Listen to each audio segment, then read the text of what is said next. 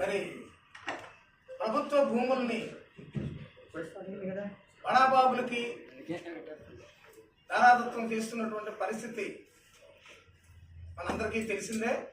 మరి ముఖ్యంగా ఉత్తరాంధ్ర జిల్లాల్లో ఉన్నటువంటి బహుజనులు ఎక్కువ మంది, ఇక్కడ బీసీలు ఎక్కువ శాతం, ఎస్సీలు ఎస్టీలు మైనార్టీలు అంతా ఇక్కడ ఎక్కువ శాతంగా ఉన్న వాళ్ళకి ఎవరికీ భూములు లేవు. ఏదైతే ఈ దోపిడీ కులాలు పాలనలో ధనవంతులే ధనవంతులు అవుతున్నారు, దోపిడీ కులాలే దోపిడీ చేస్తున్నారు.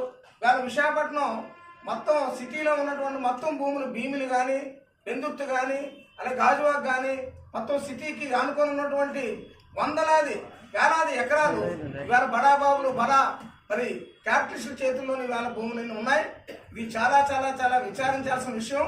మనం ఓటు వేసి గెలిపించేంత వరకే, ఆ తర్వాత పాలనంతా బడాబాబులకే చేస్తున్నటువంటి పరిస్థితి మనం చూస్తున్నాం. మరి ఇవాళ చంద్రబాబు నాయుడు కూటమి ప్రభుత్వం రూపాయికే ఎకరా భూమి ఇస్తున్నటువంటి పరిస్థితి మనం చూస్తున్నాం మీడియా.